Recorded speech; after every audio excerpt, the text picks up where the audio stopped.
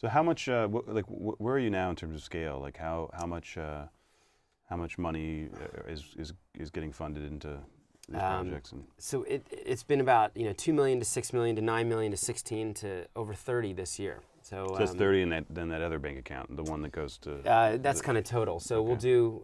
We've done about 50 million bucks raised, which isn't a ton of money. Does it come mostly from individuals, or do you have Yes. also foundations and other? Like, so I know a lot of nonprofits will go to like the Ford Foundation, or I don't know what. Yeah, we stink at grant writing. The Gates Foundation or something. We're not grant writers. Okay. So we're not you bureaucrats. find you're much more of going after sort of small individual or smaller individual investments.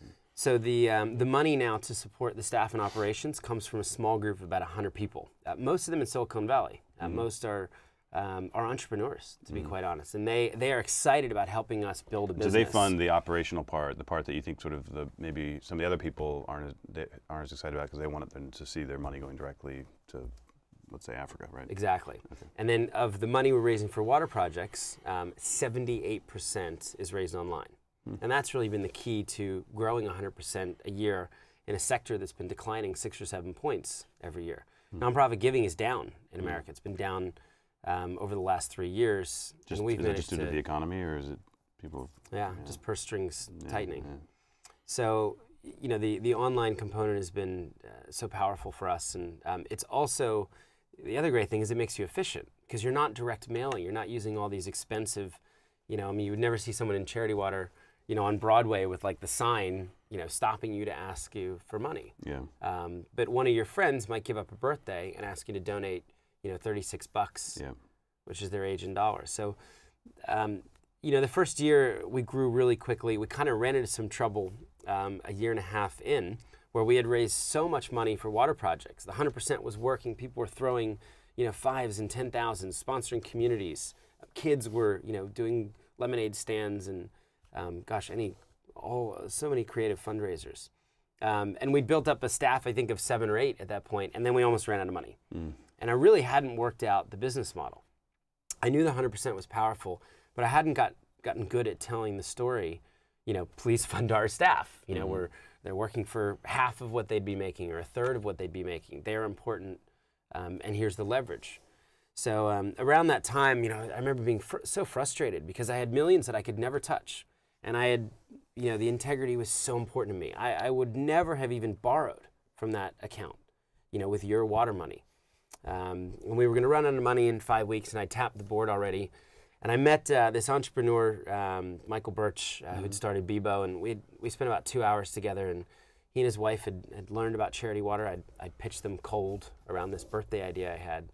And I think after learning, what we'd done so far, the vision of what we hope to do, he absolutely shocked me 2 days later by wiring $1 million into the account with a kind of note, saying, "Here, build the business." That's great.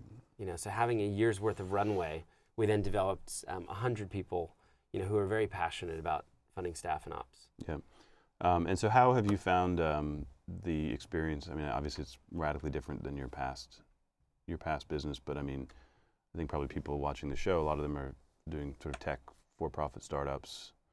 I think we like to think I like to think of it as like, I think Tim O'Reilly, if you know him, he has this phrase, are you creating more value than you're capturing?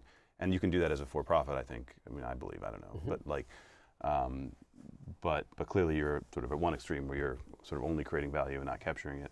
Can you talk a little bit about the difference, and sort of both, I guess, in terms of the actual operations of the business, but maybe also just in terms of what it's like as a person?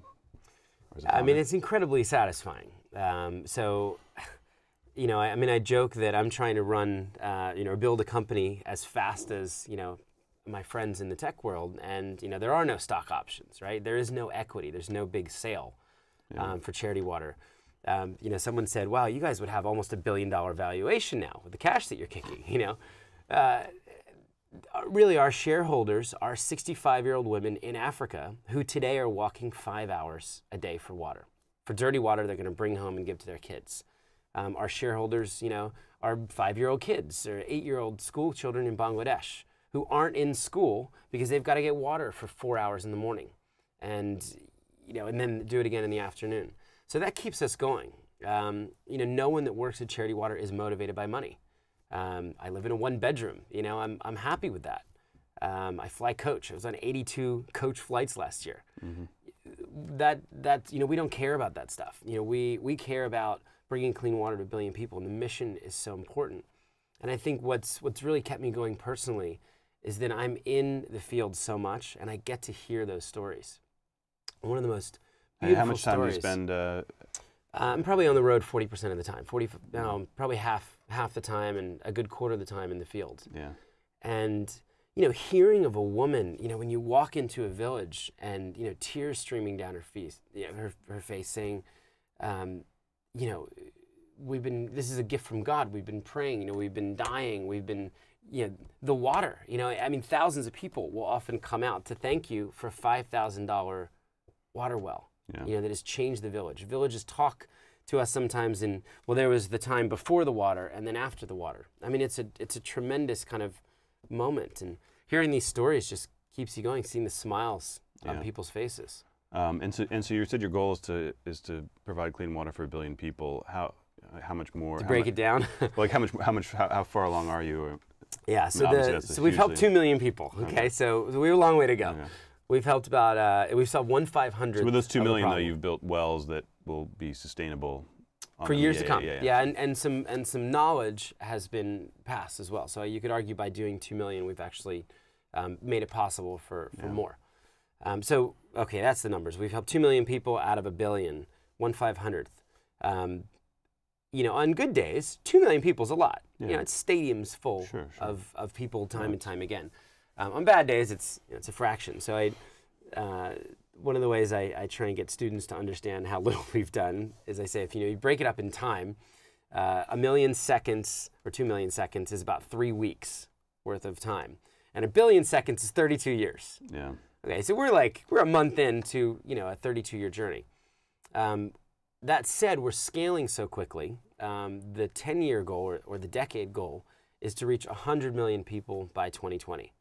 We're going to need to raise at least 20 a person to do that, so $2 billion. You amortize that growth at 65% year over year. This has never been done in the history of the world by a nonprofit, so we know this. But people have been telling us that everything we've been doing for the last 5 years is impossible, and you can't grow that fast, and so we grew 100% this year in a tough economy. So we really believe it is possible. So that's kind of the next set. Our sights are set on 100 million people, and then kind of reassess. And we're in the capacity business now. We're buying rigs. We have maxed out some of our best drilling programs, and they just can't go any faster. And we have more money than capacity. So we've just funded two $1.2 million huge rig fleets, and we've sent them to Ethiopia, where they're being in the process of being shipped right now, which will get us another 80 wells a year per rig, another 80,000 people. So it's exciting, and 2 million people is a lot. Even one village is a lot, and sometimes I'm reminded of that. That all of this would be worth it to save one life, or to make one woman to end her suffering.